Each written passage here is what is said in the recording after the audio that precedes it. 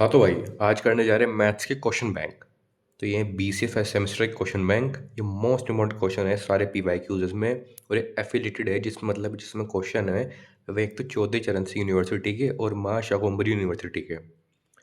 तो शुरुआत करते हैं सबसे पहले क्वेश्चन से।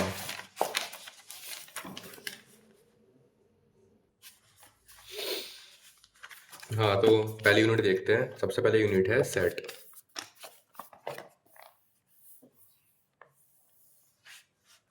ये रे सेक्शन है, वेरी शॉर्ट आंसर क्वेश्चन। तो इसमें पहला क्वेश्चन है डिफाइन अ सेट। सेट क्या होता है विद एग्जांपल। तो सेट उसे कहते हैं a well defined collection of distinct object और एलिमेंट इज कॉल्ड सेट। ठीक है, जैसे लिखा है well defined collection of distinct object is called set. ठीक है, इसको एलिमेंट नहीं है, सेट आएगा। पेंसिल से लिखते हैं यार, बुक क्यों बंदी करनी। Set. Object can be number, letter और एनी एंटिटीज। मतलब जो ऑब्जेक्ट होंगे, ऑब्जेक्ट इन सेंस जो, जैसे मैं दिखाता हूँ, ए दिखा है ए, ठीक है। यहाँ पे लिखा ए 1 2 3, ठीक है। इसे क्लोज कर दिया, एक दूसरा भी लिखूंगा ऐसे। फिर यहाँ ABC। मतलब जो भी ये अंदर आएगा ये चीज़, ये ऑब्जेक्ट है, एलिमेंट कहते हैं इनको, ठीक है। तो ये नंबर हो सकते हैं, लेटर हो सकते हैं, कोई भी एंटिटीज हो सकती है। एंटिटीज इन द सेंस की डॉलर, रुपीज, कुछ भी सिंबल भी हो सकता है, ठीक है। उसको कहते हैं सेट। सेट ये रहा, जैसे दिख रहा होगा ये रहा, ठीक है। अब बात करते हैं सिंगल टोन। नेक्स्ट क्वेश्चन है सिंगल टोन सेट क्या होता है। A set containing only one element is called singleton set. मतलब किसी सेट में सिर्फ एक एलिमेंट है। मतलब दिखाता हूँ, एक एलिमेंट द सेंस की, हम्म, कौन सा एग्जांपल ले। हाँ, कि ये set of vowel less than C. तो इसमें क्या आएगा, ए आएगा, क्योंकि ए वोवल है। तो बस ए सेट हो जाएगा, ठीक है। तो उसमें एक बना है, सिर्फ एक एलिमेंट है, तो ये क्या है, सिंगलटन सेट। ये ऐसा करेंगे, मतलब जीरो। जीरो एक नल सेट होता है। सॉरी, इसमें लिखा है zero it not null set since it contain zero as its member, it is singleton set. हाँ, तो जो जीरो है वो नल सेट नहीं होगा, वो होगा एक सिंगलटन सेट। फिर आप बोलोगे नल सेट किसको कहते हैं। नल सेट कहते हैं फाई को, ठीक है। अब बात करते हैं नेक्स्ट क्वेश्चन पे, डिफाइन सबसेट। तो सबसेट क्या होता है। Let A and B be two set. If set A is said to be subset of B if every element of A is also an element of B। मतलब subset किसे कहते हैं। जैसे question में लिखा है कि A सबसेट है B का। सबसेट का सिंबल होता है ये C। सॉरी, ये नीचे वाला नहीं होता है, C होता है। सॉरी, ऐसे ऐसे सबसेट का सिंबल होता है C, ऐसे, ठीक है।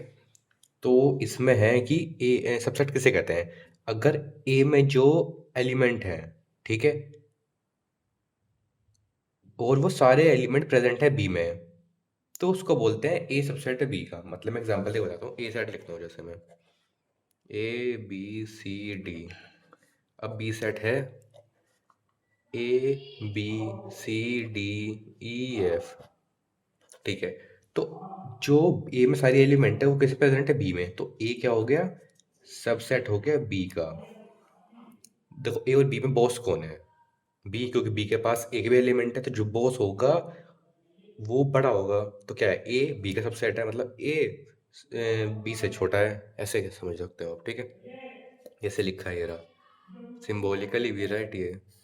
सॉरी, ये बार मैंने नीचे सही लगा रखा था, ये भी आएगा। सबसेट है सी के नीचे, फिर ये आ जाएगा डंडा, ठीक है। ऐसे था। तो अब बात करते हैं, क्वेश्चन है what do you understand by proper subset, defines proper subset with example, ठीक है। तो for any set A to be subset of B, every element A must be. मतलब जैसे मैंने बताया कि सबसेट होना चाहिए, वही बात सेम बोल रखी है। It is possible possible that every element of B may और मे नॉट बी इन ए। ये पॉसिबल हो सकता है कि जो सारे एलिमेंट है बी के वे ए में हो या ना हो, सारे की बात हो रही है। ठीक है, तो जैसे मैंने बात कर दी कि सारे एलिमेंट तो नहीं है, तो जब भी सबसेट बन गया, हाँ ठीक है चलो ये भी मान लिया, समझ आ गया ये भी। If it is so happen that every element of B is also in A, then we will say we will have B subset है ए का। ठीक है, obviously then A and B are the same set, so that we have A subset B और B subset C, तो A equal to B। हाँ ये important point था। Example देते हैं, जैसे A सेट लिखा है, ठीक है, 1 2 3 4, ठीक है, अब B सेट लिखा है 1 2 3 4, तो ये दोनों सेट सेम है। तो इसमें लिखा था कि कहाँ थी वो लाइन, हाँ ये रहा, it's every element of B is also in A, मतलब बी के जितने भी सारे एलिमेंट है वो ए में है। ठीक है मान लिया। अब जो ए के सारे एलिमेंट है वो बी में है। ठीक है मान लिया। तो एट द एंड सेम है, तो उसमें क्या बुक में लिखा रखा है, ए सबसेट है बी का, और फिर लिखा है बी सबसेट है ए का। तो ए और बी इक्वल है, जैसे हमने करा है सेट बना। तो ये लिखा है प्रॉपर सेट किसे कहते हैं, जब सारे एलिमेंट ए के बी में हो और बी के सारे एलिमेंट किस में हो, ए में, तो उसको बोलते हैं प्रॉपर सबसेट। ये दिख रखा है, if every element of A is in B but every element of B is not in A, जैसे दे रखा है, then A is said to be proper subset of B. मतलब अगर ए के सारे एलिमेंट बी में हैं, जैसे एग्जांपल देता हूँ, ए 1 2 3 4, एक मिनट पढ़ लूँ क्या था,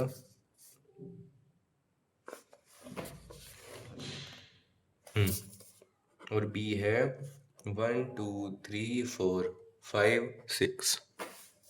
ठीक है, तो इसमें क्या है कि जो ए के सारे एलिमेंट है वो बी में है, ए के सारे एलिमेंट बी में है। ठीक है, बट बी के सारे एलिमेंट ए में नहीं है, तो उसको क्या बोलेंगे, उसको बोलेंगे भाई, कहाँ था, हाँ ए के सारे एलिमेंट बी में, तो ए बी का सबसेट है बट बी ए का सबसेट नहीं है, तो then A is to said to be proper subset of B. तो ए क्या है, प्रॉपर सबसेट है बी का, तो A is proper subset of B. ठीक है, तो ये था इसमें। फॉर एग्जाम्पल देखो, जैसे ए बी लिखा है, is a proper subset of A B C, जैसे मैंने आपको एग्जाम्पल में बताया 1 2 3 इन सबसे समझा के। ठीक है, तो ऐसा था ये। तो अब बात करते हैं फाइनाइट सेट की क्या होती है। फाइनाइट सेट का मतलब होता है काउंटेबल, मतलब फाइनाइट नंबर हो। जैसे फाइनाइट सेट एग्जांपल लेता हूँ मैं, फाइनाइट सेट कैसे, कि तुम्हारे दांत फाइनाइट है। फाइनाइट मतलब तुम्हें पता है कि कितने दांत हैं हमें, तुम उसे गिन सकते हो। जिस भी चीज़ को हम गिन सके उसको बोलते हैं फाइनाइट सेट। तब जिस चीज़ को हम मतलब countable set is a finite set, ये लाइन बोल सकते हो। Example, A set of natural number less then 50, मतलब 0 से लेके 50 तक हम गिन सकते हैं क्योंकि नंबर है ऑफ कोर्स, तो वे होंगे। बट अगर हम बोले तो 1 करोड़ तक गिनना है, पॉसिबल नहीं है। गिन सकते हैं बट पॉसिबल नहीं है। 1 करोड़ तक फाइन इन्फिनिटी तक गिने, इन्फिनिटी तो कुछ वैल्यू होती नहीं है, तो उसको बोलते हैं इनफाइनाइट सेट। समझ आ गया। अब बात करें नेक्स्ट क्वेश्चन की, what do you understand by equality of set. Equality of set, एक मिनट, हाँ, तो इक्वालिटी ऑफ सेट को ही इक्वल सेट बोलते हैं। मतलब इक्वालिटी ऑफ सेट को क्या बोलते हैं, इक्वल सेट। इक्वल सेट क्या होता है, अगर दो सेट दे रखे हैं आपको ए और बी, ठीक है, ए सेट में है A B C, B set में है ए बी सी, तो उनके एलिमेंट जो ए और बी सेट में इक्वल होने चाहिए, जब भी उनको बोलेंगे इक्वल सेट। उनका ऑर्डर आगे पीछे हो सकता है, जैसे ए सेट है A B C, but B set है बी ए सी। ठीक है, तो दोनों सेट का ऑर्डर तो अलग है, मतलब एक आगे एक पीछे है, बट उनमें जो एलिमेंट है वो एक दूसरे से मिलते हैं, तो उस हिसाब से उसको बोलते हैं इक्वल सेट। आगे होगा समझ को, जैसे एग्जांपल है ए बी सी, अब इसमें बी ए सी है, उसका ऑर्डर अलग है बट ये इक्वल सेट में आता है। बट इसमें दूसरे एग्जांपल में 2 3 5 है, और बी सेट में है 2 3 7, तो इसमें एक एलिमेंट अलग हो गया है, इस वजह से इक्वल सेट नहीं है। ठीक है, अब बात कर रहे हैं दूसरे क्वेश्चन की, are the following set equal, मतलब जो ये सेट है और ये सेट इक्वल, ये तीनों सेट इक्वल है क्या। तो करके देखते हैं कॉपी में क्या वो पूछ रखा है क्वेश्चन में।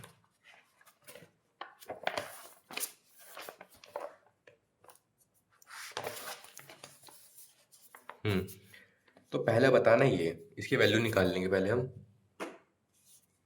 क्या लिखी है इक्वेशन? इक्वेशन लिखी है एक्स स्क्वायर, ए सेट की है ये, x square minus 5x plus 6 ये दे रखी है।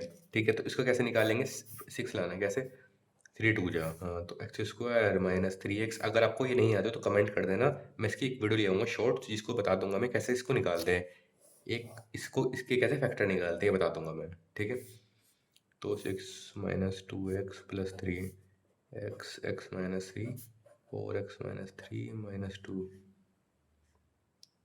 टू, हाँ, तो x माइनस 3 तो x 2 3, तो एक ही आ गई, क्या था 2 3, हाँ, तो 8 2 3 आ गया। अब बी देखते हैं, बी क्या है? बी है, बी भी 2 3 है।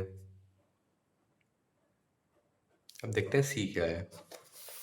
सी है 3 2 2 3, 3 2 2 3, ठीक है, तो 3 और 2 ही लिखेंगे भाई, क्योंकि जिस अगर किसी सेट में रिपीट हो रहे हैं एलिमेंट, तो उसको हम मॉडिफाई करके, मतलब किसी भी सेट में एलिमेंट रिपीट नहीं कर सकते। जैसे अगर ए लिखा है तो ये सेट में हो नहीं सकता, मतलब उसमें हो सकता है रिफ्लेक्सिव इन सब में, पर वो बात अलग है, वो छोड़ दो, अभी मेन बात हो रही है इक्वल सेट की। तो इसमें रिपीट नहीं कर सकते, तो उसको एक ही सेट बना के लिखेंगे। तो at the end A B C लिखे हैं, देखो सी का ऑर्डर अलग है, बट ए और बी बिल्कुल सेम है, तो ये है इक्वल सेट तीनों। समझ आ गया आपको? तो इसी के साथ क्वेश्चन 7 भी कंप्लीट होता है। देखो इसमें लिखा है ए बी सी तीनों इक्वल है। अब बात करते हैं क्वेश्चन 8 की। इस बुक में काफ़ी अच्छे क्वेश्चन हैं, तो प्रैक्टिस कीजिएगा। Question 8, are the set five और 0 के साइड में ब्रैकेट और फाइव इक्वल। तो देखो भाई, फाइव और 0 का इधर ब्रैकेट है, ये इक्वल हो सकता है, बट फाइव कभी ब्रैकेट में नहीं आता, पहली बात ही गलत है। अब देखो पढ़ते हैं क्या लिखा है। तो देखो इसमें लिखा है we know that five has no element, मतलब फाइव हैज़ नो एलिमेंट, मतलब फाइव के पास एलिमेंट कोई नहीं होता, but 0 bracket and 5 bracket each contain one element named 0 and 5 respectively, hence 0 bracket and 5 are equivalents। ऐसे लिखा है क्या? एक मिनट, इक्विवेलेंस, हाँ अब समझ आ गया। तो इसमें क्या दे रखा, 5 का मतलब होता है जिसमें एलिमेंट नहीं होते, मतलब अगर मैं बोलूँ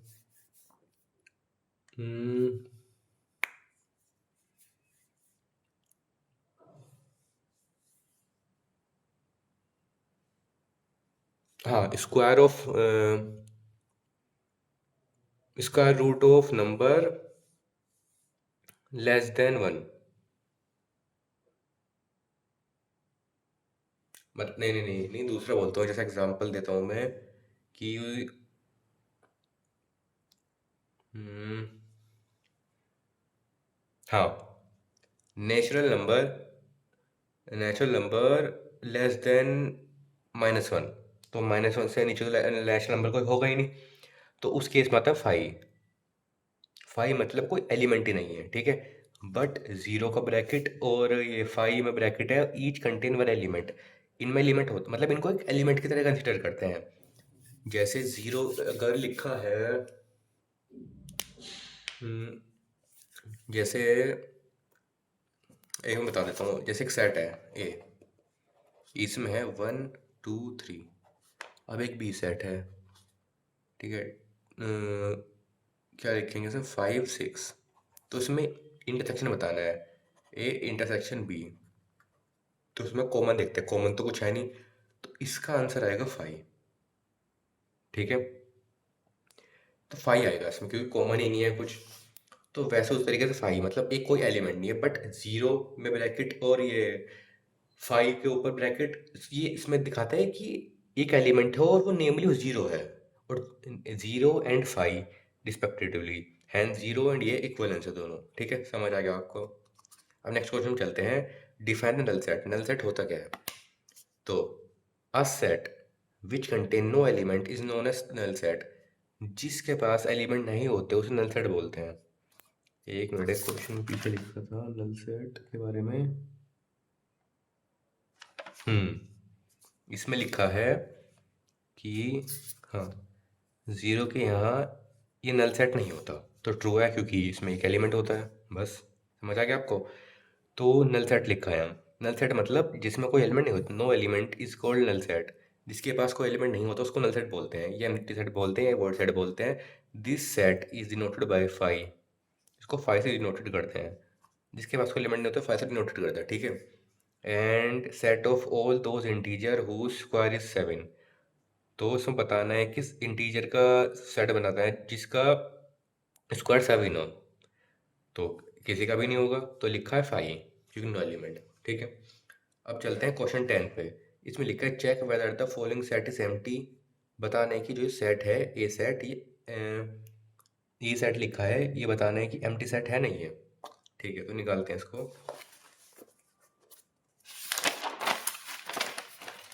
क्या दे रखा है, ए क्या है, एक्स स्क्वायर इक्वल टू 9, एक मिनट, एक्स स्क्वायर इक्वल टू 9 और 2x इक्वल टू 4। मतलब x क्या होगा, 3 प्लस माइनस का, ठीक है, और x इक्वल टू 2। तो x को 2 और 3 मान लेंगे।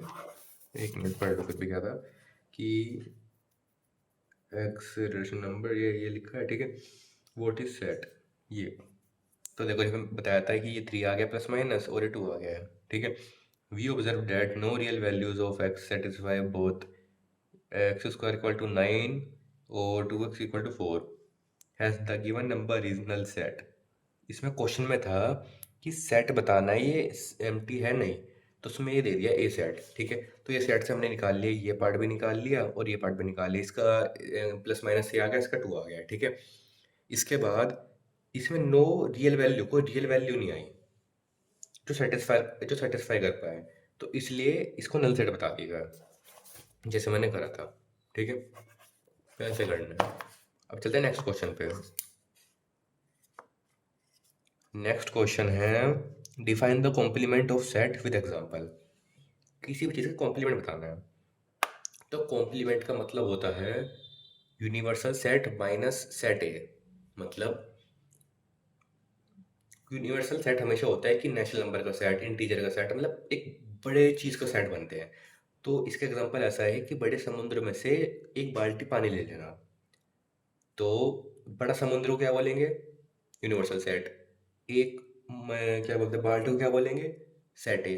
तो उस सेट ए माइनस कर देता है, मतलब पानी लेता है तालाब से, ये है इसका मतलब। तो क्या है कि यूनिवर्सल सेट माइनस सेट ए, इसका ये है। इससे लिखा है यहाँ पे यूनिवर्सल सेट, एक बड़ा तालाब, और ये ए सेट दे रखा है। तो इसमें से इसको माइनस करते हैं, माइनस कैसे करते हैं, ऐसे लिखा है यूनिवर्सल सेट लिखा है 1 2 3 4 5 6 7 8, ठीक है, 8 तक लिखा है, ठीक है। अब सेट ए लिखा है 1 5 9, ठीक है। अब हमें ए का कॉम्प्लीमेंट निकालना है। कॉम्प्लीमेंट कैसे निकलेगा, यूनिवर्सल सेट माइनस ए, मतलब यूनिवर्सल माइनस ए हटा दो बस, और यूनिवर्सल वाले ले लो को है। तो ए कॉम्प्लीमेंट क्या होगा, यूनिवर्सल है उसमें से पहले ए के ढूंढो, ए वाले यूनिवर्सल में है, अच्छा हाँ जी है। तो यूनिवर्सल वाले में से ए हटा के यूनिवर्सल वाला लिख दो बस। तो क्या है 2 3 4 6 7 8, लो आ गया कॉम्प्लीमेंट ऑफ ए, आ गया लो। सिंपल तो इतना, आ गया समझ में। अब बात करते हैं इस क्वेश्चन की, क्वेश्चन 12 की। Let U be the set of all triangle in a plane. If A is the set of all triangle in a plane and A is the set of all triangle with at least one angle different from pi upon 3, 60, ठीक है। What is complement of A? तो पढ़ते हैं इसको, क्या था, set of all triangle in a plane, set, ठीक है। तो सेट U है set of all triangle in a plane. If set A is the set of all triangle in a plane, A is the set of all triangle with at least one angle with different pi upon 3, what is complement of A? तो उसका answer कैसे लिख रखा है, इसको बाद में देखते हैं यार अभी। अब बात करते हैं क्वेश्चन 13 की। क्वेश्चन 13 है define multiple set, what is multiplicity of the element in the set ए। ठीक है, रिपीट करें तो रिपीट नहीं लिखेंगे। What is the multiplicity of the element in the set ए, एक मिनट, बी सी डी, तो बी का 2 बार, सी का 3 बार, डी का 2 बार।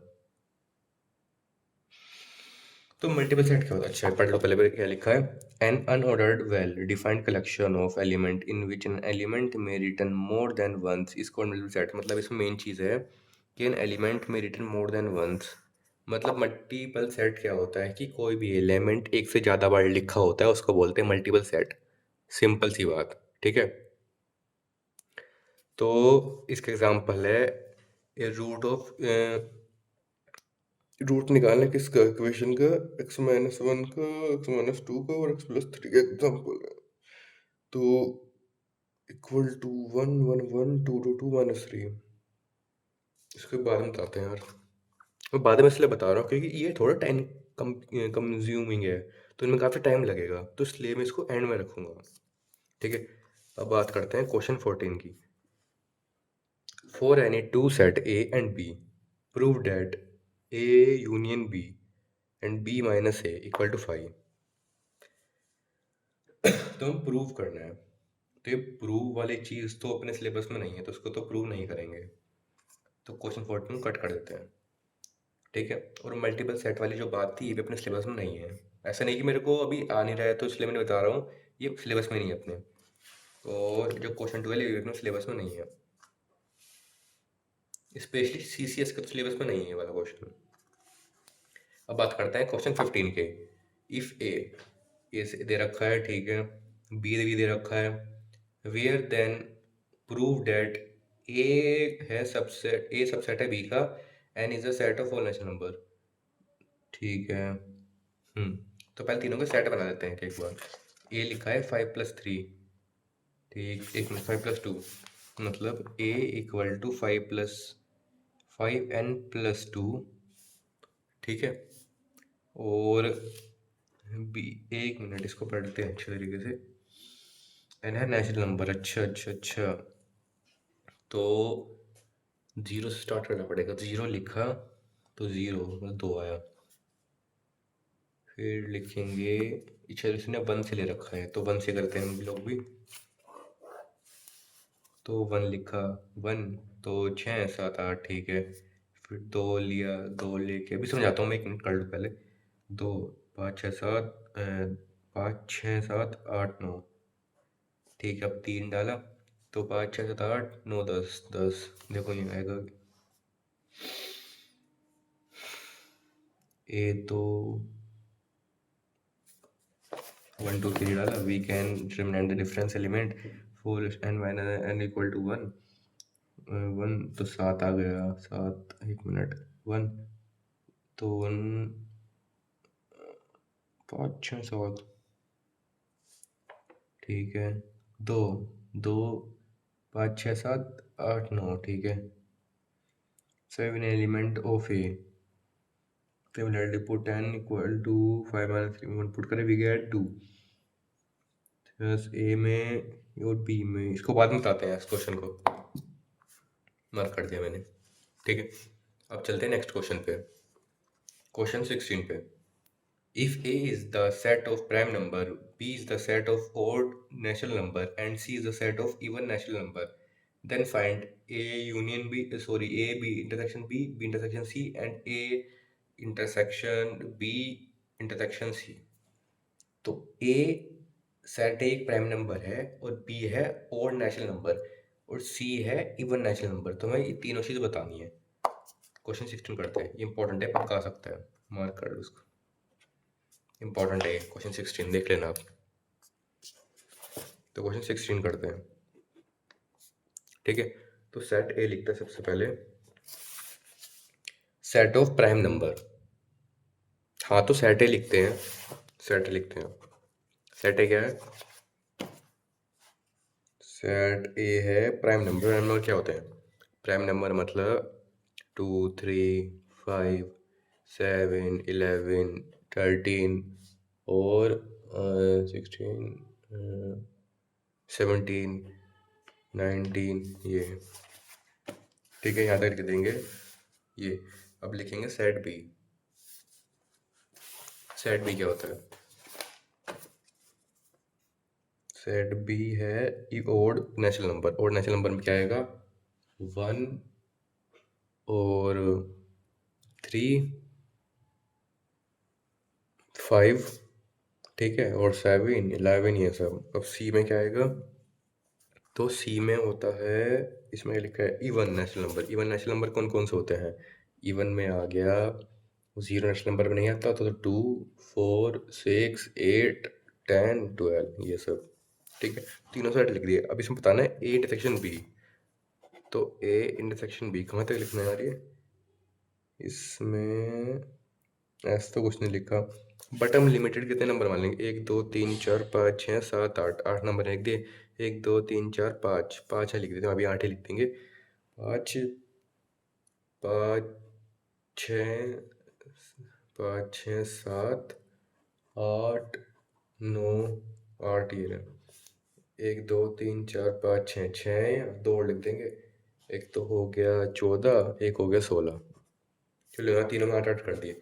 अब इंटरसेक्शन निकालते हैं ए और बी का। ए और बी में क्या कॉमन है वो निकालेंगे। तो ए और बी में क्या कॉमन लग रहा है अब आपको? 3, 5, 7, 3, 5, 7 कॉमन है, 11 कॉमन है, 13 कॉमन है और 17 कॉमन है। ये चीज़ कॉमन आ गई। तो चलो ये पहला क्वेश्चन हो गया। अब बी क्या था? बी इंटरसेक्शन सी में निकालना है। बी और सी में क्या कॉमन है? तो बी में क्या कॉमन है? 7 नहीं, 17, 15, 13, 11। कुछ भी कॉमन नहीं है, तो कॉमन नहीं है तो क्या आएगा? कॉमन नहीं है तो 5 आएगा। ठीक है, तो 5 आएगा। देखो जैसे जैसे लिखा है ना, बी इंटरसेक्शन सी 5, तो 5 आएगा। अब निकालना है A intersection B intersection C, मतलब A intersection B intersection C, मतलब पहले बी और सी का निकालते हैं। तो बी और सी में ए इंटरसेक्शन इससे निकालें, 5 आ गया तो 5 का 5। तो इंटरसेक्शन ए और 5 में निकालना है। 5 मतलब तो ऑलमोस्ट जीरो ही होता है। तो ए का पूरा ये रहा, ये 5। तो इसमें क्या होगा कॉमन? इसमें तो कॉमन कुछ होगा ही नहीं, तो आंसर इसका भी 5 आएगा। तो 5 आ गया आंसर, आप देख सकते हो। ठीक है, तो इसी के साथ क्वेश्चन 16 भी कंप्लीट होता है। अब चलते हैं क्वेश्चन 17 पे। क्वेश्चन 17 क्या कह रहा है? Let A be finite set, मतलब ए और बी वो सेट है जिसे हम काउंट कर सकते हैं। ठीक है, विद ए का determinant equal to C, B का डिटरमिनेंट इक्वल टू 7 और A intersection B equal to 3, और फाइंड ए यूनियन बी। ठीक है, तो उसका एक फॉर्मूला होता है, एक फॉर्मूला याद रख लेना, ये रहा, ए यूनियन बी। ठीक है, A plus B minus A intersection B, ये याद रख लेना, ये फॉर्मूला है। अब इसमें वैल्यू बस पुट कर देंगे, बड़ा सिंपल है। तो कैसे कैसे दे रखा है? यूनियन की वैल्यू नहीं दे रखी उन्होंने, निकालनी यूनियन की वैल्यू। ठीक है, ए की वैल्यू क्या है? 6, 7, 3। ठीक है, 6, 7, ठीक है, और 3 है इसकी, -3, क्या आया? 13, -3 क्या है? 10। तो ए यूनियन बी, इसकी वैल्यू क्या है? 10। देखिए 10 आ गया, तो इस वैल्यू में हमें पुट कर देना है। अब है क्वेश्चन 18। इफ ए सबसेट है बी का, then prove that A in B. ये नहीं, पेपर में नहीं आएगा। और है question 19। If A B and C are three set, then show that. ये भी नहीं आएगा, डी, एक मिनट, हाँ ये नहीं आएगा पेपर में। ठीक है, और what are the main set operation, और write the symbol used for each. तो the main set operation are union, intersection, complement. These operation combine or modifying set to form new set. हाँ, मतलब ये दे रखा है कि सेट ऑपरेशन कौन कौन से होते हैं। तो पहला सेट होता है यूनियन, दूसरा इंटरसेक्शन, और जो मेन मेन बता रखे हैं यूनियन, इंटरसेक्शन और कॉम्प्लीमेंट। यूनियन क्या होता है? यूनियन का सिंबल यू होता है, इंटरसेक्शन सिंबल होता है उल्टा यू, और कॉम्प्लीमेंट क्या होता है? कॉम्प्लीमेंट का होता है ए, ए के ऊपर एक ही है, ये क्या कॉलन क्या बोलते हैं इसको यार, याद नहीं आ रहा मेरे को, वैसे बस डंडा से लगाना है। या इसमें लिखा है, इसका सिंबल एक और देखना, सी, ए और ऐसे सी, बस ये है कॉम्प्लीमेंट का।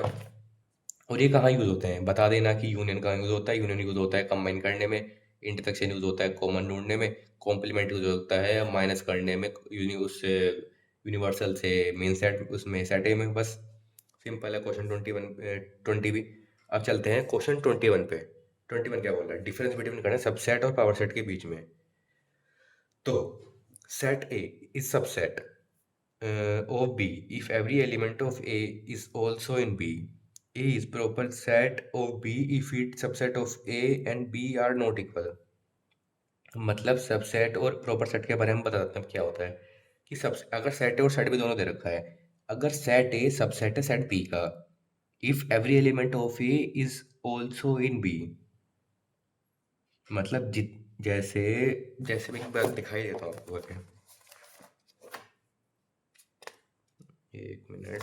तो सेट ए मान लेते हैं हम लोग 1 2 3। सेट ए क्या है 1 2 3, पर सेट भी है 1 2 3 4 5। तो उसमें दे रखा है सबसेट क्या होता है। तो ए का एलिमेंट है कितने, 3, बी के एलिमेंट कितने हैं, 5। तो इसमें 1 2 3 है ये सेट में, बट बी सेट में है 1 2 3 4 5, ठीक है। तो ए के जितने एलिमेंट है वो सेट बी में तो प्रेजेंट है, तो ए सबसेट है बी का, ठीक है। बट बी सबसेट नहीं है ए का, क्योंकि बी के जो एलिमेंट है सारे वो ए में प्रेजेंट सब नहीं है, बस 3 ही प्रेजेंट है, बट बाकी दो तो प्रेजेंट नहीं है जो 4 और 5 है।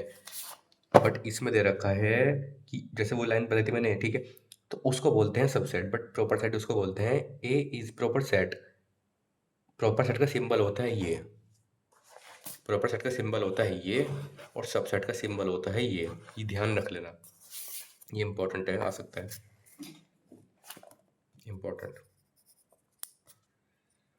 तो if it is a subset of B, एक minute, of B, proper set of B if it subset of B and is not equal to B. A is, हाँ, A is proper subset of B. A proper subset है B का कब, जब वो उसका subset हो B का, जैसे पहले वाली मतलब प्रॉपर सबसेट के लिए सबसेट होना जरूरी है, ये तो बात है। A is not equal to B, पर ए बी से इक्वल नहीं है, ठीक है। हम इक्वल दोनों ही देखो, इसमें अलग एलिमेंट, इस मतलब एलिमेंट तो ऑलमोस्ट सेम, बट इसमें एक्सटेंड हो रहा है बी वाले में, तो बस कहाँ इक्वल है। मतलब एट द एंड ये बात है कि सबसेट की कहानी वहां तक छोड़ देंगे कि ए के सारे जो ए के सारे एलिमेंट बी में आ रहे हैं, बी के सारे एलिमेंट ए में आ रहे हैं, ठीक है। सॉरी, बी के ये वाली लाइन छोड़ देना, बस ये लिख देना कि ए के सारे एलिमेंट बी में आते हैं, ठीक है। If every element of A is present in B, बस। बट उसकी कहानी आगे बढ़ रही है प्रॉपर सबसेट की, ये तो लाइन आ ही रही है ऊपर से कि A is not equal to B, A के सारे एलिमेंट बी में इक्वल नहीं है, ठीक है। ए मतलब इक्वल नहीं है बी के, बस ये लाइन लिख देना एक्सटेंड करके, ये है प्रॉपर सबसेट की बात, ठीक है। तो खत्म हो चुका है। अब बात करते हैं define the properties, next question की। Define the properties of set operation with formula. The property of set operation include commutative law, associative law, distributive law, ये सब लॉज लिखे हैं। इसकी वीडियो भी आने वाली है जल्दी ये लॉज के बारे में, तो ये वहाँ पे कवर हो जाएगा, तो उसको भी छोड़ देते हैं। अब नेक्स्ट क्वेश्चन चलते हैं, represent a intersection be using a Venn diagram. तो इसको कैसे रिप्रेजेंट करते हैं करके दिखाता हूँ मैं। सबसे पहले एक डिब्बा बनाया, ठीक है। यहाँ एक और सर्कल, यहाँ भी एक सर्कल, ठीक है।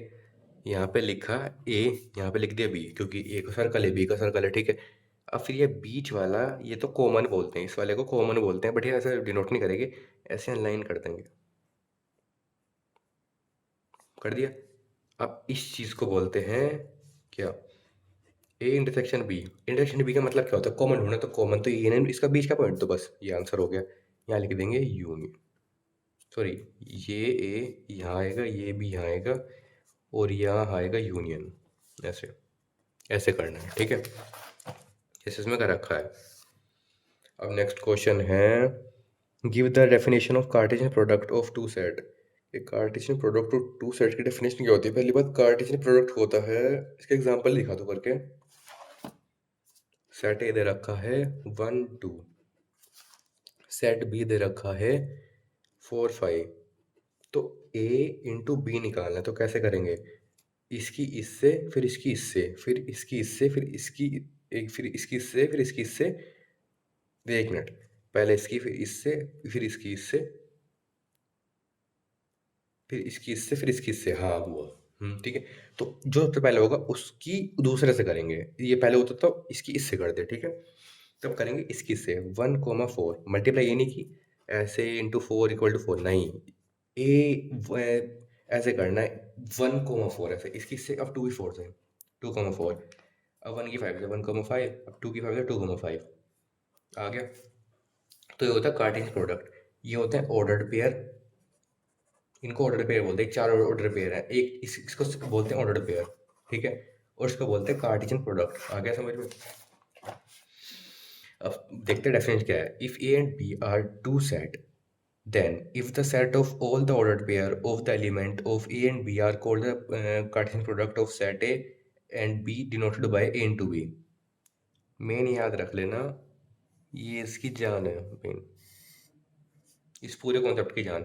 ए into B equal to A comma B, A belong करता है कैपिटल ए से और बी बिलोंग करता है कैपिटल बी से, बस याद रख लेना, ये बहुत है इसके लिए, इस डेफिनेशन को पूरा कवर कर देगा ये चीज़, ठीक है। अब चलते हैं नेक्स्ट क्वेश्चन पे। What is cardinal number of set? The number of element in the finite set A is called cardinal number of set by n। हाँ, तो ये है the number of element in a finite set A is called cardinal number of set A is noted by Na और OA। इसको ऐसे करते हैं कि हाँ, अगर सेट दे रखा है A 1 2 3, तो Na क्या होता है? Number of set.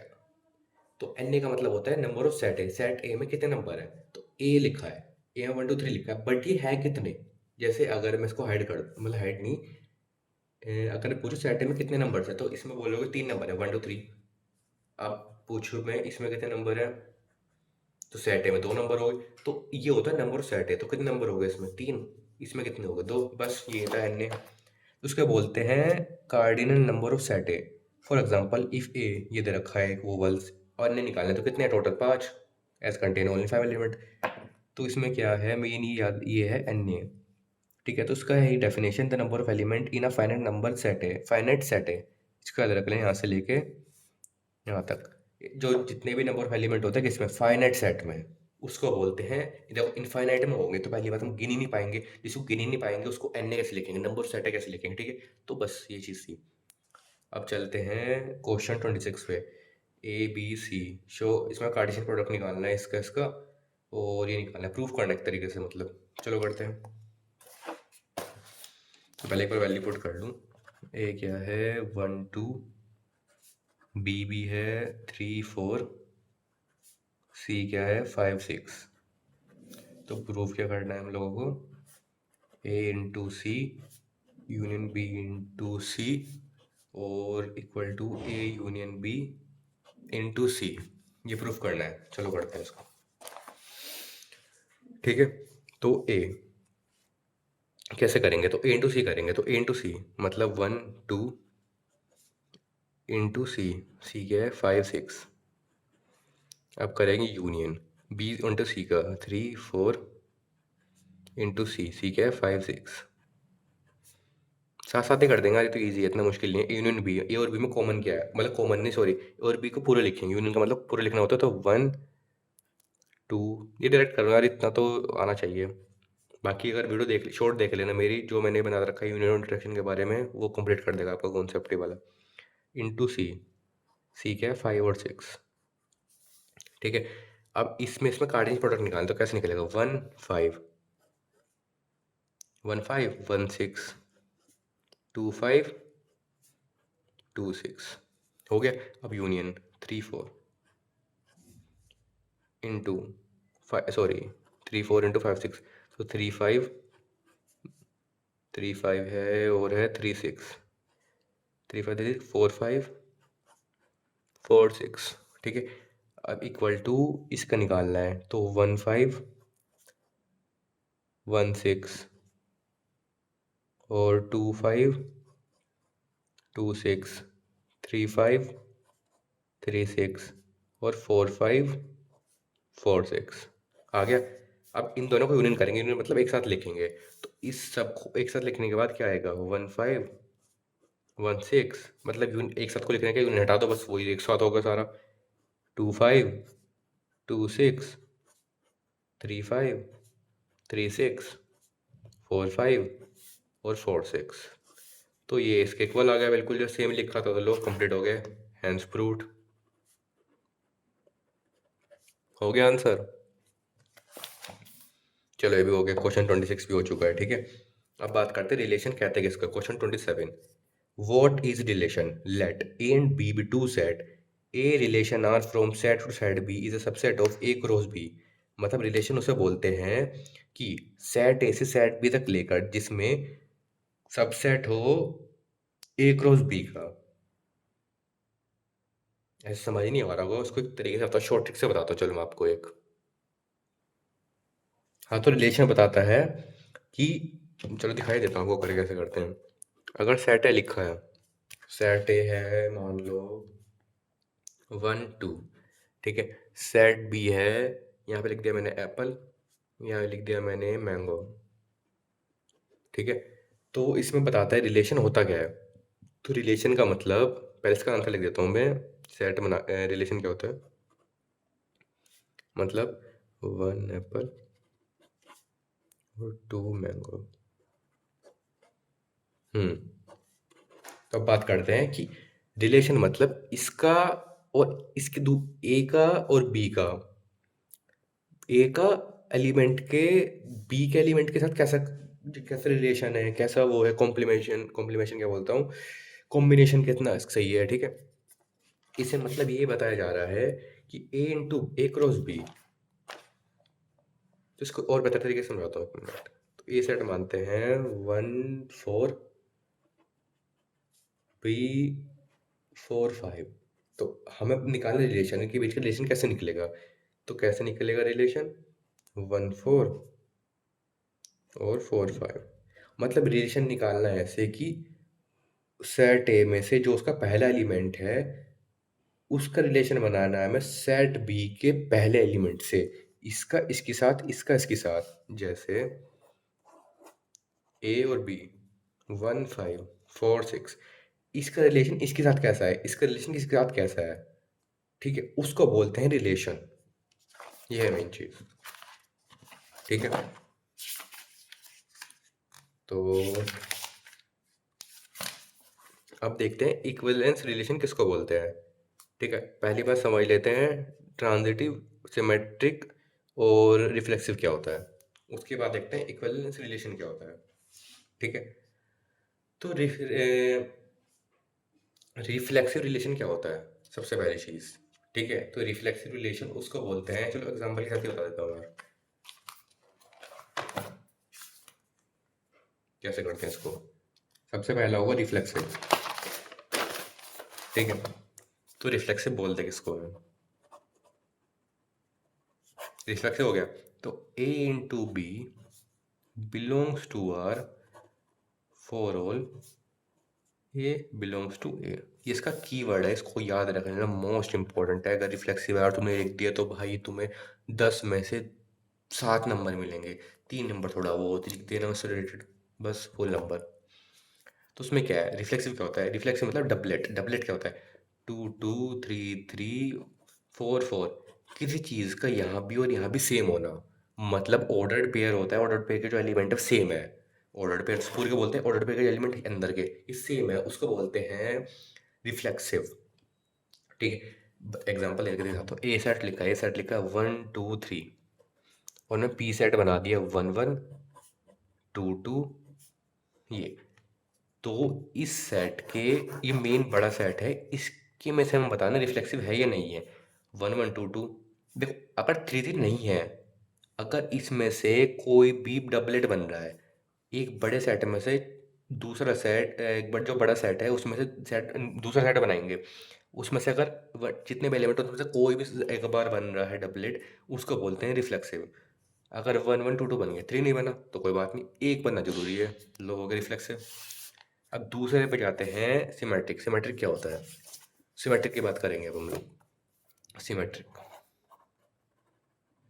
सिमेट्रिक मतलब A comma B belongs to R and B comma A also belongs to R for all A belongs to A and B belongs to B. बस ये important है, इसको याद रख लें। जो भी ये मेन चीज़ लिख रहा हूँ ये कीवर्ड है इस पूरे टॉपिक का, सिमेट्रिक, ट्रांजिटिव और रिफ्लेक्सिव इन सबका, ठीक है। अब इसमें क्या है, अगर है 1 2, ये ए सेट है और बी सेट है 2 1। तो ये दोनों अगर A12 और बी है 2 1, तो ये दोनों सिमेट्रिक होंगे। पर आप बोलोगे तो भाई ऑर्डर थोड़ी मैटर करता है, सेट में ऑर्डर तो मैटर करता ही, मतलब 1 2 और 2 1 एक ही तो बात है। नहीं भाई, इसमें अलग अलग बात है। मतलब जैसे लिखा है ए सेट लिखा है, मतलब बड़े वाला सेट 1 2 3, ठीक है, 1 2 3 लिखा है। और पी लिख देंगे हम लोग 1 2 2 1 और 2 3 और क्या बोलते हैं 3 2। तो इसमें सब सेम आ रहा है, मतलब 1 2 आ रहा है तो उसका उल्टा, मतलब किसी को उल्टा बनाना है। 1 2 2 1, ठीक है, 2 3 3 2, मतलब एक तो इन नंबर में से कोई होना चाहिए, ऊपर से उसका उल्टा होना चाहिए। 1 2 का 2 1, 3 2 का 2 3 है, तो सिमेट्रिक है, मतलब उल्टा पॉसिबल हो जाए बस, फिर ये सब सही है। ठीक है, अब बात करते हैं ट्रांजिटिव की। तीसरा, ट्रांजिटिव होता क्या है? तो ट्रांजिटिव होता है A comma B belongs to R and B comma C belongs to R, then A comma C belongs to R for all A comma B comma C belongs to A. Sorry, मैंने यहाँ पे गलती कर दी थी कुछ, हाँ ये गलती कर दी थी, for all A comma B belongs to A, यहाँ ये आएगा। ठीक है, ये बिलोंग्स टू ए। ठीक है, अब इसका क्या होता है? जैसे 2 3 3 5, ये सेट ए, ये सेट बी और ये सेट सी, ये है 5 1, मतलब 2 3। ठीक है जी, है ए बी ए सी, लो ए भी है 2 3 है, ठीक है, एक मिनट, ए 3 3 5 2 5, यहाँ 2 5 आएगा, 2 5, हाँ। तो 2 3 है, 3 5 भी है, तो ए सी मतलब 2 5, ये 2 5। इस साइड लिखता हूँ मैं 1 2 3, ठीक है। तो मैं लिखता हूँ पी है 1 2 2 3, तो 1 3, ये लिख दिया मैंने पी सेट। ठीक है, अब बताना है कि ट्रांजिटिव है और नहीं है, ये बताना है। तो ये है बड़े वाला सेट, इसमें से बताना है कि ये ट्रांजिटिव है नहीं है। तो इन नंबर कौन से? हाँ जी, ये नंबर का तो है 1 2 है, 2 3, हाँ 2 3 भी है, 1 3 भी, मतलब ए बी, बी सी भी है, चलो ए सी भी होगा। मैं बताता हूँ कैसे करेंगे इसको। ए बी, अगर ए बी है और बी सी है,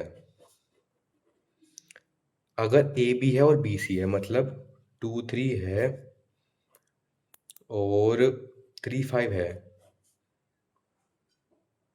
तो 2 5 तो होगा ही होगा, मतलब ए बी है और बी सी, तो ए सी तो जरूर होगा। अगर ए बी है और बी सी नहीं है, तो इसका आगे देखेंगे। हमें अगर ट्रांजिटिव प्रूफ करना है तो कैसे करेंगे? अगर ए बी दिख गया, हमें बी सी दिख गया है, बट हमें सी ए नहीं, ए सी नहीं दिखा है, तो ट्रांजिटिव नहीं होगा। अगर हमें ए बी दिख गया है, ठीक है, बट बी सी नहीं दिखा, तो ए सी की तो बात ही नहीं आती, तो ट्रांजिटिव नहीं होगा। और हमें सबका चेक करना पड़ेगा। सबका कैसे चेक करेंगे, इसका देखते हैं पहले। अगर इसमें मैं से बताता हूँ एक बार, 1 2 3 पी बताते हैं, 1 2 2 3 1 3 2 3 3 5, नहीं 5 नहीं, 3 1, हाँ ठीक। तो ए सेट लिखा है, अब इसमें पी बता रखा है। सबका चेक करना है, 1 2 3 सबका, मतलब कैसे? 1 2 है, 2 3 है, चलो बी सी भी है, तो ए सी होना चाहिए। अगर ये दोनों हैं, सॉरी ए और बी है, तो और बी और सी है, तो ए सी तो जरूर होना चाहिए, ये बात है। ए सी मतलब 1 3 ढूंढेंगे, 1 3 कहाँ है? अच्छा 1 3 मिल गया, हाँ ठीक है, ये तो ट्रांजिटिव आ गया। अब दूसरे चेक करेंगे हम, दूसरा वाला इसका 2 3 है, मतलब हमें लास्ट वाले देखना है मेन, तो उस पर फोकस करना है। ये 2 3 है, अच्छा 3 1 भी मिल गया, 2 3 ए बी और 3 1 मतलब बी सी। तो ए से देखेंगे 2 1 कहाँ है? 2 1, अरे 1 2 और 2 2 1 2, नहीं 2 1 तो नहीं है, तो मतलब रिफ्लेक्सिव नहीं होगा। हमें गलती ढूंढनी है मेन इसमें, रिफ्लेक्स ट्रांजिटिव वाले में, ये गलती कहाँ है। जहाँ भी गलती हुई बस पकड़ ली। हमें मेन फोकस करना है कि इनके एंड्स पे, इनके इसका एंड और उसका फर्स्ट मिल ना जाए। जहाँ मिल गया, और दूसरे चेक करेंगे फिर ए सी भी, चलो ठीक है, तो चलो रिफ्लेक्सिव। इसको ढंग से देखना, ऐसे नहीं देखो, रिफ्लेक्सिव और सिमेट्रिक में क्या था कि हमें आंसर फाइंड करना है। हमें अगर इतना भी सही लग रहा है, इसके आगे ढूंढने की जरूरत ही नहीं है। इतना सही लग रहा है, हाँ सही है, ठीक है। बट उस वाले में क्या है, ट्रांजिटिव वाले में पूरा चेक करना पड़ेगा पूरा ढंग से, ये है इसमें। तो अब बताते हैं इक्विवेलेंस रिलेशन होता क्या है। इक्विवेलेंस रिलेशन होता है transitive plus symmetric, reflexive plus symmetric, इन तीनों के सम को बोलते हैं इक्विवेलेंस रिलेशन।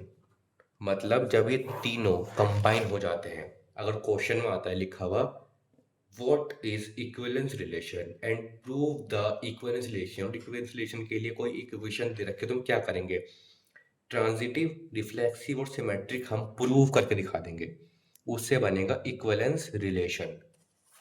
ठीक है, तो चलिए ये भी हो चुका है, डन। अब बात करते हैं आइडेंटिटी रिलेशन होता क्या है। ठीक है, let A be the set, ठीक है, the identity relation on A is the relation IA on A. For example, if A दे रखा है, then the relation IA AA BB CC is the identity relation। मतलब यार वो reflexive वाली बात है इसमें, एग्जांपल में इसके the identity relation of A is AA, doublet वाली बात आ रही है इसमें, the identity relation are AA और BB CC। अच्छा अच्छा अच्छा, हाँ थोड़ा लगे ये। देखो अब बताते हैं कि रिफ्लेक्सिव में और आइडेंटिटी रिलेशन फर्क क्या है। एक एग्जांपल बताता हूँ, दोनों चीज़ क्लियर हो जाएंगे। 1 2 3, ये बड़ा सेट है, पी दे रखा है 1 1 2 2 3 3, क्यू दे रखा है 1 1 और 2 2। सबसे पहली चीज़, रिफ्लेक्सिव और आइडेंटिटी में डबलेट होना चाहिए। डबलेट मतलब दोनों सेम होना चाहिए, ऑर्डर पेयर में जो एलिमेंट है वो सेम होना चाहिए, सबसे पहली चीज़। ठीक है, इसके बाद इन दोनों में डिफरेंस कैसे पता करेंगे। जो ये बड़ा एलिमेंट है ए, इसमें से देखें कितने नंबर, 3। अच्छा 3 है, इन तीनों में से ही पूछ जा रहा है, मतलब ये इनमें से सेट बन रहा है, ऐसा नहीं कोई बाहर का नंबर ले लेते, चलो ठीक है। अब देखते हैं कि इसमें से रिफ्लेक्सिव कौन सा है। रिफ्लेक्सिव के लिए नहीं, पहले देखते हैं आइडेंटिटी कौन सा है। आइडेंटिटी, पहली चीज़ कि identity relation is always reflexive relation, ये ध्यान रख लेना। जो भी आइडेंटिटी रिलेशन होगा वो रिफ्लेक्सिव तो होगा। Identity relation is reflexive relation, ये ध्यान रख लेना। ठीक है, तो इसमें दे रखा है बड़े वाले में। अब हमें आइडेंटिटी बताना है। आइडेंटिटी मतलब इन तीनों सेट का डबलेट होना चाहिए। डबलेट मतलब 1 का भी, 2 का भी, 3 का भी डबलेट होना चाहिए। कहाँ है डबलेट, अच्छा अच्छा ये तीनों डबलेट हो गए तो ठीक है भाई, आइडेंटिटी हो गया। बट मैंने कहा तो रिफ्लेक्सिव होगा, चलो रिफ्लेक्सिव हो गया। अब देखना ये आइडेंटिटी है क्यू या नहीं। तो आइडेंटिटी नहीं हो क्योंकि सबके डबलेट नहीं आ रहे, क्योंकि 3 का डबलेट थोड़ी है इसमें, पर ये रिफ्लेक्सिव होगा। हमें सिर्फ आंसर से मतलब होना चाहिए, हमें फाइंड नहीं करना, फाइंड उसमें करना है ट्रांजिटिव वाले ने। तो चलो ये भी समझ आ गया आपको आइडेंटिटी रिलेशन होता क्या है। अब बात करते हैं इनवर्स ऑफ रिलेशन की। इनवर्स ऑफ रिलेशन कैसे होता है, इसके लिए मेन इक्वेशन कौन सी याद करनी है, पढ़ लेता हूँ एक मिनट। The subset B into A corresponding to relation is ये,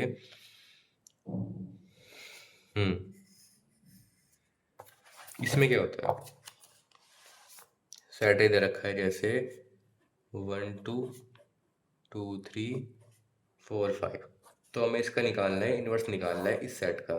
ठीक है, तो कैसे निकालेंगे, पी इक्वल टू 2 1 3 2 5 4, मतलब उल्टा कर देना है। 1 2 की जगह 2 1, 3 2 2 3 की जगह 3 2, 4 5 की जगह 5 4, बस उल्टा कर देना उसका इन्वर्स, वो निकाल देंगे। इस चीज़ का उल्टा, इस चीज़ का उल्टा, जितने एलिमेंट है उनका उल्टा, और जितना ऑर्डर पेयर है उन ऑर्डर पेयर के एलिमेंट उल्टे कर देना, बस आ गया है इन्वर्स। और इन्वर्स के लिए ये लाइन लिख देना, कौन सी, कॉरस्पॉन्डिंग टू रिलेशन इज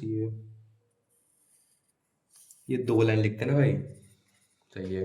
अब बात करते हैं define the composition of relation 31। तो इसको दिखाता हूँ मैं कैसे करते हैं। अगर ए सेट दे रखा है, नहीं पहले ये देखते हैं 1 2 3 4 5। अब इसका छोटे वाला सेट निकालते हैं, 1 1 1 2 4 5 3 2 1 3 2 1 1 5 और 4 3। ठीक है, पी है मतलब बड़े सेट में से छोटा सेट बन के आया है, ये ऑर्डर पेयर मिरर बन गया। ठीक है, अब बताना है पी और एक और सेट लिखते हुए ये कंपोजिट निकालना है। 3 5 3 1 3 1 हो गया। 3 5 3 3 3 3 1 4। हाँ लिख सकते 1 4, चलो ये बन गया। हमें निकालने का ऐसा क्वेश्चन आएगा, find composite relation of P as A, क्या आएगा इनवर्स बना हुआ, ओ एस का भी इनवर्स। इसको बोलते हैं कंपोजिट रिलेशन। कैसे निकालेंगे, एक बड़ा एलिमेंट आएगा उसके दो छोटे एलिमेंट आएंगे एक ऑर्डर पेयर में, और बताना है कंपोजिट रिलेशन पी ये इनवर्स और एस इनवर्स। ठीक है, ऐसा आएगा। कैसे करेंगे, क्या लिखना है पी, यहाँ लिखना है एस, बीच में लगा दो एक लाइन। ये मैं लाइन खुद से लगा रहा हूँ, ये आपको नहीं लगानी है, इसलिए लगा क्योंकि स्पेस काफ़ी कम है कि जिससे एक साथ ना लगे, इसलिए लगा रहे हो। वैसे आपको इतना इतना लिखना है, बीच में लाइन की जरूरत नहीं पड़ेगी। यहाँ ऐसे कर देना है। 1 मिनट, यहाँ थोड़ा स्पेस कम है, देख लेना कैसा है पीछे कर, इसमें लिखाता हूँ पेपर।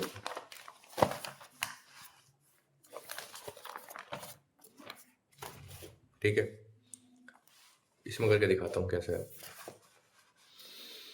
यहाँ लिख देना पी, यहाँ लिख देना एस। ठीक है, अब पी के मतलब इसके डोमेन और रेंज साथ में लिख देना है। मतलब कैसे, ये बनाया, ये ओवल शेप के बना लेंगे, तो ये डोमेन, यहाँ डोमेन नहीं लिखना, ऐसे डी आर ई को नहीं लिखना है, पर ए और बी लिख दो। अब इसके डोमेन, पी के डोमेन क्या होता है, ये पहले वाले एलिमेंट, ये डोमेन है। ऑर्डर पे का पहले वाला एलिमेंट वो डोमेन बोलते हैं। तो डोमेन क्या है, 1 1 4 3 1 2 1 4। पर हम क्या करेंगे, रिपीट तो करते ही नहीं है, तो हम इनको एक बार में लिखेंगे 1 4 3 और 2। ठीक है, अब देखते हैं रेंज, पी की रेंज क्या है, 1 2 5। 1 2 5 तो ठीक है जी, 1 2 5 और 2 3 3 1 5 3 1 1 भी आ रहा है 3, और ठीक है। अब एस के लिखेंगे, तो इसमें क्या है 3 5 1, इसमें क्या है 5 1 4 और 3। ठीक है, इतना कर दिया है। हाँ तो अब क्या करेंगे, अब देखते हैं इसकी बी और इसका ए में क्या सिमिलैरिटी है। सिमिलैरिटी इन द सेंस कि इसके बी और इसके ए को मिलाना है, इसका रिलेशन बनाना है। कैसे, बी और ए मतलब सेम सेम होना चाहिए, इसका बी और इसका ए।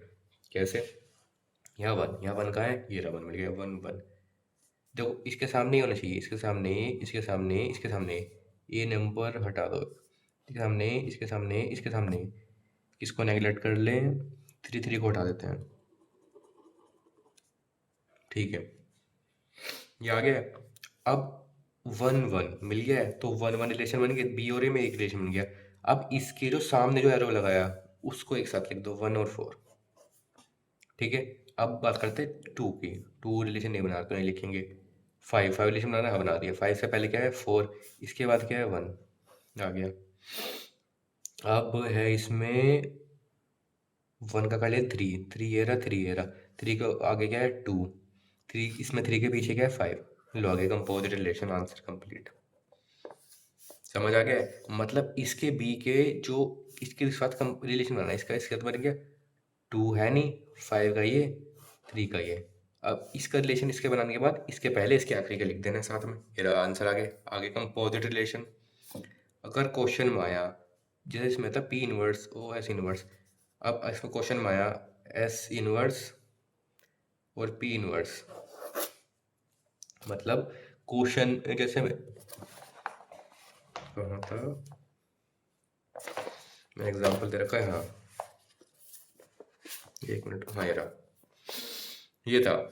तो लिखा तो ऐसे ही है, बट जैसे लिखा था पीओएस, जैसे फिजिकल केमिस्ट्री में लिखा था पीओ, वैसे उसकी जगह ये, इसकी जगह एस इनवर्स ओ पी लिख दे, थोड़ा कंफ्यूजन के लिए। तो क्या करेंगे, इसको पहले लिख देंगे इससे, एस वाले को पहले जो इधर आया पहले उसको पहले लिख देंगे, उसको सबसे पहले लिख देंगे, ठीक है। तो ऐसा हो जाएगा, बड़ा सिंपल है, कंपोजिट भी कंप्लीट हो चुका है। तो आगे का पार्ट के लिए दूसरी वीडियो बनाएंगे, अभी यहीं तक ही स्टॉप करते हैं। अगले पार्ट में फंक्शन से स्टार्ट करेंगे 32 क्वेश्चन से। तो इसी के साथ ही वीडियो ख़त्म करते हैं, नेक्स्ट पार्ट के लिए कमेंट कर देना। Thank you.